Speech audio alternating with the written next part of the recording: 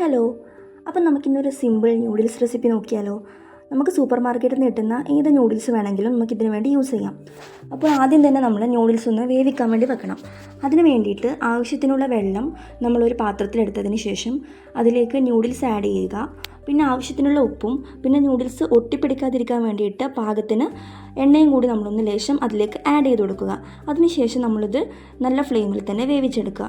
പിന്നെ ഇതിന് വേണ്ടി ഞാൻ ഉപയോഗിക്കുന്ന പച്ചക്കറികളെന്ന് പറഞ്ഞു കഴിഞ്ഞാൽ ക്യാപ്സിക്കവും ഉള്ളിയും ക്യാരറ്റുമാണ്.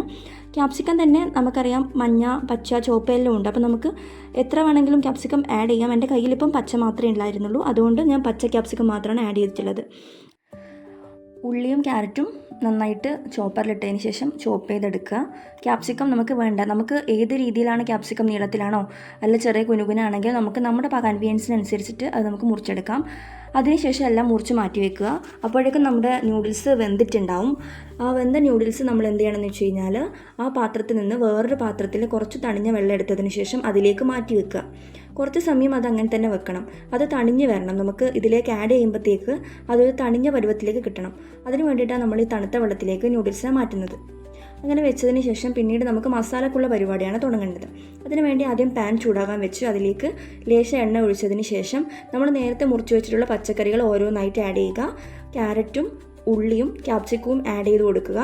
അതിനുശേഷം ഇതിന് വേണ്ട ആവശ്യത്തിനുള്ള, നമ്മൾ ന്യൂഡിൽസിൽ ആദ്യമേ ഉപ്പിട്ടിട്ടുണ്ട്, അതുപോലെ മാഗി ക്യൂബ് ഇടുന്നുണ്ട്, അതിലും ഉപ്പുണ്ട്. അതുകൊണ്ട് അതിന് വേണ്ടിയിട്ട് കുറച്ച് പാകത്തിന് ഉള്ള ഉപ്പ് മാത്രം ഇതിൽ ആഡ് ചെയ്ത് കൊടുക്കേണ്ടിയുള്ളൂ. അതിനുശേഷം നമ്മൾ ഒരു മാഗി ക്യൂബ് പൊട്ടിച്ചിട്ട് കൊടുക്കുക. അതിനുശേഷം നന്നായിട്ടതൊന്ന് ഇളക്കി കൊടുക്കുക. ഇത് മൂന്നും എല്ലാം കൂടി ഒന്ന് മിക്സായി വരുന്നത് വരെ നമ്മൾ എന്ത് ചെയ്യണമെന്ന് വെച്ച് കഴിഞ്ഞാൽ നന്നായിട്ടതൊന്ന് ഇളക്കി കൊടുക്കണം. അതിനുശേഷം നമ്മൾ മസാലപ്പൊടികൾ ആഡ് ചെയ്യണം. ആദ്യം ഒരു നുള്ളു മഞ്ഞൾപ്പൊടി ഇട്ട് കൊടുക്കുക.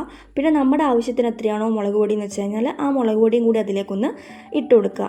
അതിനുശേഷം നമ്മൾ ആഡ് ചെയ്യുന്നത് ചിക്കൻ മസാലയാണ്. നമുക്ക് ചിക്കൻ മസാല നല്ല ഇഷ്ടമായതുകൊണ്ട് ഒരുപാട് ചിക്കൻ മസാല ഞാൻ അതിലേക്ക് ആഡ് ചെയ്യുന്നുണ്ട്. ഒരുപാടെന്ന് വെച്ച് കഴിഞ്ഞാൽ നമ്മുടെ പച്ചക്കറീൻ്റെ അളവിനൊത്തിട്ടുള്ള ഒരു അളവിലാണ് നമ്മളിപ്പോൾ ആഡ് ചെയ്തിട്ടുള്ളത്. അതിനുശേഷം ഇതിലേക്ക് ആഡ് ചെയ്യുന്നത് ടൊമാറ്റോ കെച്ചപ്പാണ്. അതും ആവശ്യത്തിന് ആഡ് ചെയ്ത് കൊടുക്കുക. അധികം എരിവ് വേണ്ടെന്നുള്ളവർക്ക് ഇത് കുറച്ചധികം ആഡ് ചെയ്യാം. പിന്നെ ഒരു പിഞ്ച് പഞ്ചസാരയും കൂടി ഞാൻ അതിലേക്ക് ആഡ് ചെയ്യുന്നുണ്ട്. അതൊന്ന് ബാലൻസ്ഡ് ആവാൻ വേണ്ടിയിട്ടാണ് അത് ആഡ് ചെയ്യുന്നത്.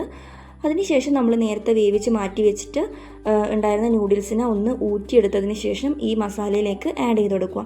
ഫ്ലെയിം അപ്പോൾ നമ്മൾ ലോ ഫ്ലെയിം ആക്കിയിട്ട് വെച്ചാൽ മതി, അല്ലെങ്കിൽ പിന്നെ അടിക്ക് പിടിക്കാനുള്ള ചാൻസ് ഉണ്ട്. നന്നായി ഒന്ന് മിക്സ് ചെയ്തെടുത്തതിന് ശേഷം നമുക്കിതൊരു പാത്രത്തിലേക്ക് വിളമ്പി മാറ്റാവുന്നതാണ്. ചെറിയ കുട്ടികൾക്കൊക്കെ ആണെങ്കിൽ ഇത് നന്നായിട്ട് ഇഷ്ടപ്പെടും. ചെറിയ കുട്ടികൾക്ക് മാത്രമല്ല മുതിർന്നവർക്കും ഒക്കെ ഇഷ്ടപ്പെടുന്നൊരു റെസിപ്പി തന്നെയാണിത്. അപ്പോൾ എല്ലാവരും ഇതൊന്ന് വീട്ടിൽ ട്രൈ ചെയ്ത് നോക്കണം.